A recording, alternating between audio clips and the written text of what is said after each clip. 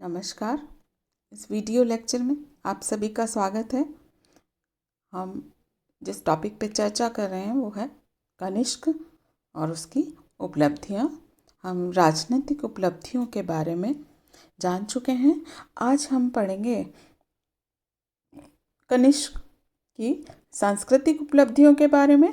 तो सबसे पहले हम जानेंगे कनिष्क और बौद्ध धर्म। कई बार जो प्रश्न है वो पूछा जाता है आपके एग्जाम्स में कि कनिष्क और बौद्ध धर्म का संबंध बताइए, या कनिष्क ने बौद्ध धर्म के लिए क्या क्या कार्य किए थे। तो कनिष्क की जो उपलब्धि है वो उसकी विजयों से इतनी नहीं जानी जाती है जितनी कि उसके बौद्ध धर्म ग्रहण करने के कारण। कनिष्क की ख्याति एक विजेता से ज़्यादा धर्म संरक्षक, कला और साहित्य के महान पोषक और विद्या अनुरागी शासक के रूप में जानी जाती है। उसका समकालीन बौद्ध विद्वान अश्वघोष उसकी उत्कृष्ट कृतियों के लिए भारत में ही नहीं विश्व साहित्य में आदरणीय है। एक अनुश्रुति के अनुसार कनिष्क उसे पाटलिपुत्र से लाया था। वह एक महान दार्शनिक, नाटककार, संगीतकार, उपदेशक और सबसे ऊपर वो एक कवि था। और जो पाटलिपुत्र पर आक्रमण के बाद कनिष्क बौद्ध आचार्य अश्वघोष के संपर्क में आया और उनके उपदेशों के कारण वह बौद्ध बन गया। कनिष्क की मुद्राएं बड़ी संख्या में हमको प्राप्त हुई हैं, जिनमें यूनानी देवता सूर्य, चंद्र अंकित है उन मुद्राओं पर। कुछ यूनानी देवताओं के साथ ईरानी देवता अग्नि अंकित मुद्राएं हैं और महात्मा बुद्ध अंकित मुद्राएं हैं। तो कुछ विद्वानों के अनुसार मुद्राओं से इस क्रम से ज्ञात होता है कि कनिष्क ने अपना पूर्व धर्म त्याग कर, पूर्व धर्म उसका कौन सा था, शैव धर्म, वो और ईरानी वो पारसी था, उसने बौद्ध धर्म ग्रहण कर लिया था। कुछ विद्वान मानते हैं कि यूनानी, ईरानी और भारतीय धर्मों के देवों के अंकन उसकी उदारता और धार्मिक सहिष्णुता का प्रतीक है, और वो कहते हैं कि कनिष्क के साम्राज्य के विभिन्न भागों में भिन्न भिन्न धर्मों के लोग रहते थे, परंतु ये निश्चित है कि कनिष्क बौद्ध धर्म का, बुद्ध का अनुयायी था और उसके बहुत सारे साक्ष्य हमारे पास मौजूद हैं। डॉक्टर राय चौधरी कहते हैं कि उसकी कीर्ति, उसकी विजयों की अपेक्षा शाक्य मुनि के धर्म को संरक्षण प्रदान करने पर अवलंबित है। मुद्राओं और पेशावर में लेख हमको प्राप्त हुए हैं, जिससे ज्ञात होता है कि संभवतः उसने अपने राज्य के आरंभिक वर्षों में ही बौद्ध धर्म स्वीकार कर लिया था। इसलिए बौद्ध धर्म के इतिहास में उनका नाम उतना ही प्रसिद्ध है जितना कि अशोक का। बौद्ध परंपराओं के अनुसार कनिष्क भी अशोक की भांति बड़ा निर्दयी और अत्याचारी था। वो ईरानी धर्म का अनुयायी था, सूर्य अग्नि की पूजा करता था, परंतु मध्य एशिया के साथ में जब युद्ध हुआ, उसका विजय प्राप्त करने के पश्चात युद्ध में हुए रक्तपात से उसके धार्मिक विचारों में परिवर्तन आया और अश्वघोष नामक बौद्ध विद्वान से वह प्रभावित हुआ।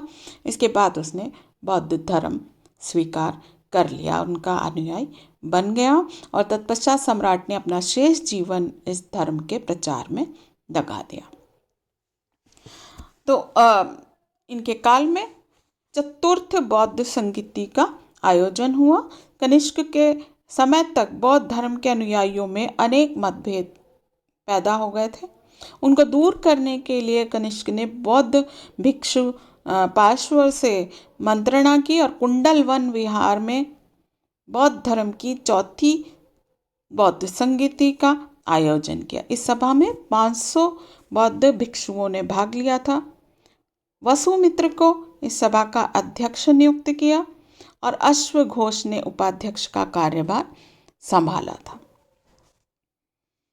इसमें विद्वानों ने त्रिपिटक ग्रंथों पर टीकाएं लिखी, जिससे महाविभाषा नामक ग्रंथ का रूप उसको दिया गया। और इस सभा में लिए गए प्रमुख निर्णयों को कनिष्क ने ताम्र पत्रों के ऊपर उत्कीर्ण करवाकर इस एक स्तूप में सुरक्षित रखवा दिया। तो ये जो चतुर्थ बौद्ध संगति का आयोजन जो है कनिष्क के काल के एक महत्वपूर्ण कार्य माना जाता है, क्योंकि इस संगति में बौद्ध धर्म 2 भागों में विभाजित हो गया, एक हीनयान और दूसरा महायान।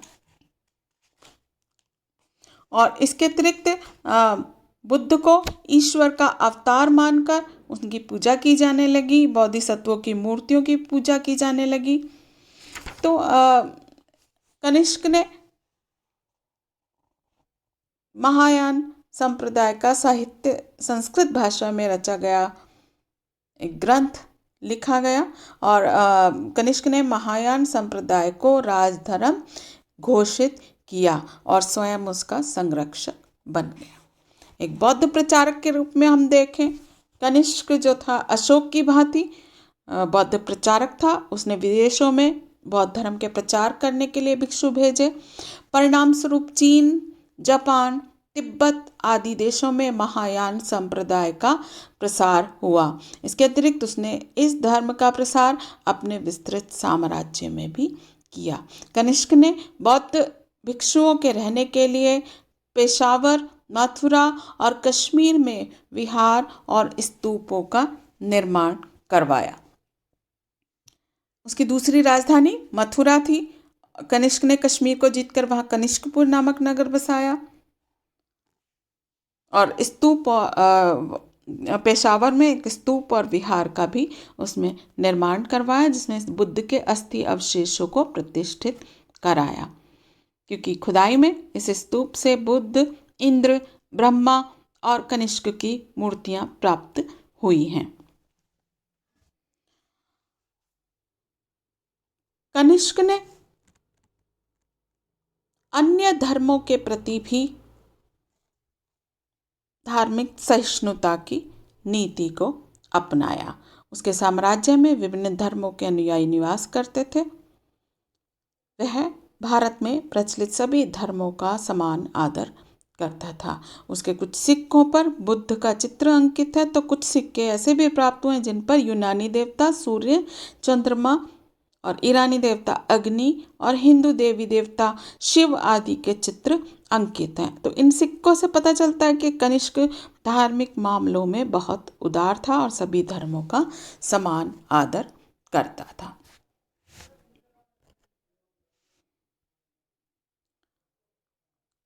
अब हम देखें कि उसके काल के साहित्य के बारे में। वो एक साहित्य का संरक्षक भी था और उसने विद्वानों और साहित्यकारों को उदारता पूर्वक संरक्षण दिया, जिन्होंने महत्वपूर्ण ग्रंथों की रचना की। जैसे अश्वघोष उस काल की साहित्यिक प्रगति का अग्रदूत था। उसने बुद्धचरित नामक महाकाव्य की रचना की। उनकी दूसरी कृति है सौंदरानंद, सारिपुत्र प्रकरण। इसके अलावा नागार्जुन उसके काल का दूसरा विद्वान था, जो एक उच्च कोटि का दार्शनिक भी था। उसने बौद्ध दर्शन के इतिहास में नए युग का प्रारंभ किया। उन्होंने महायान धर्म के विषय में लिखा और एक निश्चित रूप उसको प्रदान किया। उन्होंने शून्यवाद के सिद्धांत का प्रतिपादन इन्होंने ही किया था। इनके अलावा वसुमित्र तीसरा विद्वान कनिष्क के समय का वसुमित्र था। वो भी एक दार्शनिक था और कश्मीर में बुलाई गई जो चौथी बौद्ध संगति थी उसकी अध्यक्षता वसुमित्र ने की थी और इन्हीं की देखरेख में महाविभाष नामक ग्रंथ का संकलन हुआ, जो बौद्ध धर्म का महाकोश माना जाता है। इसके अलावा चरक इनका राजवैद्य था। उसने चिकित्सा शास्त्र पर अपना महत्वपूर्ण ग्रंथ चरक संहिता की रचना की और ये ग्रंथ आयुर्वेद की अमूल्य निधि है। अब हम देखते हैं कनिष्ककालीन कला। अशोक की भांति कनिष्क भी कला अनुरागी था, भवन निर्माता था, और उसके काल में कई कला की कई शैलियाँ प्रचलित हुई। तो कला के काल में जो हम देखते हैं मूर्तिकला के क्षेत्र में गांधार दो कला शैलियों का विकास हुआ, एक गांधार कला शैली और दूसरा मथुरा कला शैली। गांधार कला शैली के बारे में जानेंगे। सबसे पहले हम कुषाण साम्राज्य के उत्तर पश्चिम में गांधार नामक प्रांत था, और इस प्रदेश में एक ऐसी शैली का विकास हुआ जिसके विषय तो भारतीय थे, लेकिन इसकी शैली यूनानी थी। गांधार कला को यूनानी भारतीय कला के नाम से ही पुकारा जाता है, और इसका जो प्रारंभ था कुषाण काल से पूर्व हो चुका था, लेकिन कनिष्क के शासनकाल में इसकी उन्नति अपनी चरम सीमा पर जा पहुंची थी। गांधार कला के जो नमूने हैं वो हमें पेशावर, लाहौर इन सब से प्राप्त हुए, यहाँ इनके जो संग्रहालय हैं उनमें सुरक्षित हैं। दूसरा हम पढ़ेंगे मथुरा कला शैली के बारे में। कनिष्क के शासनकाल में मथुरा भी कला का प्रसिद्ध केंद्र था। यहाँ जिस शैली का विकास हुआ उसे मथुरा शैली के नाम से जाना गया, और इस शैली में लाल पत्थरों का प्रयोग किया गया था। मथुरा में कनिष्क की एक विशाल प्रतिमा भी मिली है जिसका मस्तक नहीं है। कुछ इतिहासकारों का मानना है कि मथुरा कला शैली मौर्यों की सांची भरहुत कला के अनुरूप थी, परंतु अन्य इतिहासकार कहते हैं कि इस पर गांधार कला का भी प्रभाव अवश्य पड़ा था। कनिष्क ने अपनी राजधानी पेशावर में एक विशाल चैत्य का निर्माण करवाया था और एक बहुत बड़ा विहार और 400 फीट ऊंचा स्तूप बनवाया। ये काष्ठ निर्मित, लकड़ी से निर्मित था, और इसके ऊपर लोहे का एक विशाल छत्र था। इसके अलावा बौद्ध विहारों का भी उसने निर्माण करवाया। भिक्षुओं के रहने के लिए पेशावर, मथुरा, तक्षशिला और कश्मीर में विहार और स्तूप जो बनवाए गए वो वास्तुकला के बहुत अच्छे नमूने हैं। कनिष्क ने कनिष्कपुर और सिरसुख नामक दो नगर बसाए। उसने कनिष्कपुर नाम का जो नगर था कश्मीर में बसाया था, और सिरसुख नाम का जो नगर है तक्षशिला में बनवाया था। कनिष्क के समय में सिक्के बनाने की कला, मुद्राएं जो थी वो उन्नत अवस्था में थी। उसने सोने और तांबे के सिक्के चलाए थे जिन पर यूनानी, ईरानी और हिंदू देवताओं के चित्र भी अंकित हैं। तो इससे पता चलता है सिक्कों से कि कनिष्क के समय जनसाधारण की आर्थिक अवस्था अच्छी थी और उसने अन्य धर्मों के प्रति भी सहिष्णुता की नीति अपनाई थी। तो कनिष्क ने संभवतः 23 वर्ष तक राज्य किया। उसकी मृत्यु लगभग 101 ईस्वी के लगभग हुई थी। आपको मैंने बताया था 78 ईस्वी में उसके सिंहासनारोहण की तिथि आती है, जब शक संवत चलाया गया था, और 101 ईस्वी में लगभग उसकी मृत्यु हुई। तो लगभग 23 वर्ष तक उसने राज्य किया।